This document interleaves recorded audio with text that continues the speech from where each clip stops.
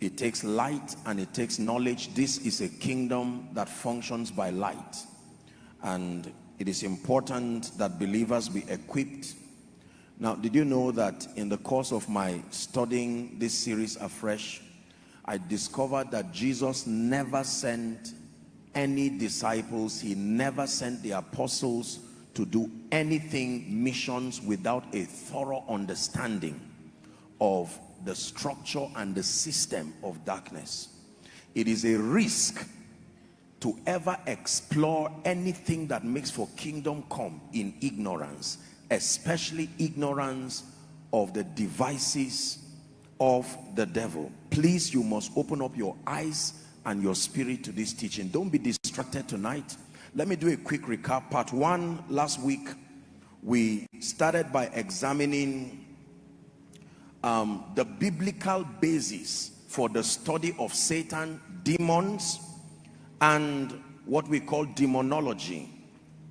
Is there a biblical basis to study demons, to study Satan, and the operations of darkness? I did teach us that theologically speaking, for anything to be established as doctrine, there are 3 requirements. Number 1, it must be captured in the Old Testament. Number 2, it must be captured in the earthwork of Jesus Christ. And number 3, it must be captured in the life of the apostles and the early church. And we took our time to examine the concept of Satan, evil, and the reality of the operation of darkness in the Old Testament, using the fall of man, the story of Job, and Israel and their captivity in Egypt. We also looked at the ministry of Jesus, his temptation. Jesus himself taught on deliverance. Jesus administered deliverance. Then we looked at the lives of the apostles, Philip in Samaria, Paul mentoring the church in Ephesus and encouraging them, teaching them on the structure of darkness.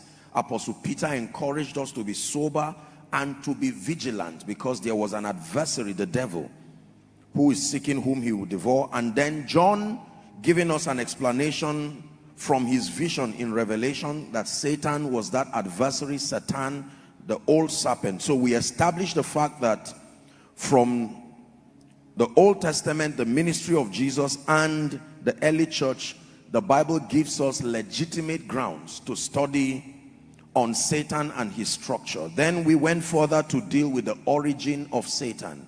You can get the teaching, the origin of Satan. I was not able to touch on demons, but we did look at the origin of Satan. We established a few things. Where did he come from?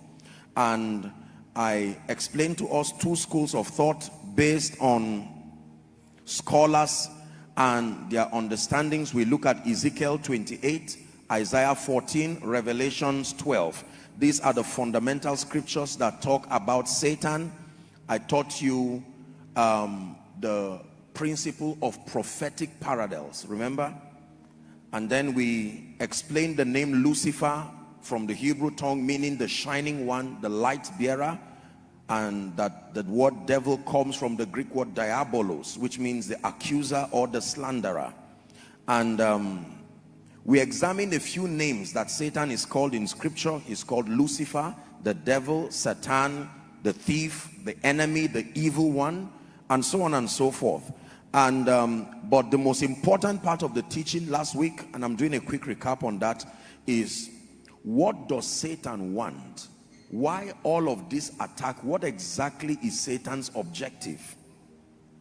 And we examine from scripture that there are 2 things based on the revelation of scripture that Satan is out looking for. Number 1 is dominion, and number 2, transgenerational allegiance.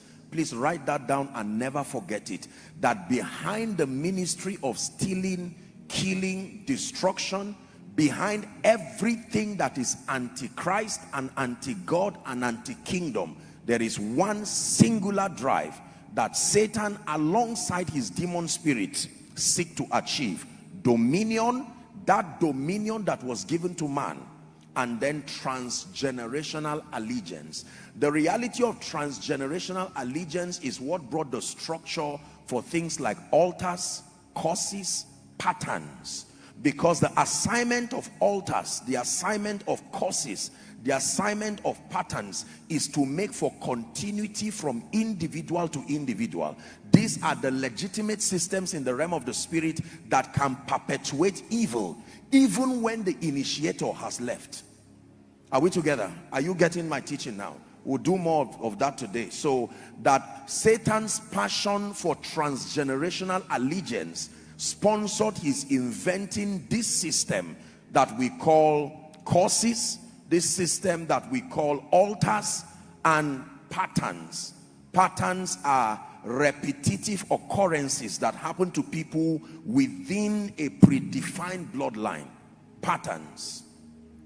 You find patterns among family members, usually negative. You find patterns among people within certain regions, patterns of irresponsibility, patterns of anger, patterns of theft, patterns of untimely death. All of these things are Satan's invention towards one goal. I'm demystifying Satan for us so that some of these superstitious ideas we've heard about him, as complicated as Satan and the dark world looks, there has always been a principal motivation or two: dominion, a quest, a thirst, an unbending passion for dominion, and transgenerational allegiance. He told Jesus, all these have been given to me, but I don't need them. All I need from you is, since you are a representation of the image of the Father, bow down to me. Bowing down is a prophetic language. It means acknowledge my lordship over you. Are we together? We wrapped up last week by looking at the fact that everything negative that has happened in your life is happening in your life is not really what Satan is after. So if you see barrenness or poverty or sickness or violence or irresponsibility or moral decadence or anything at all that is anti-God and anti-Christ, let it be known to you, dear believers, that Satan is not after those things. Those things are only a means to an end. What is the end? That he will gain dominion and he will bring whole territories to submit to him perpetually.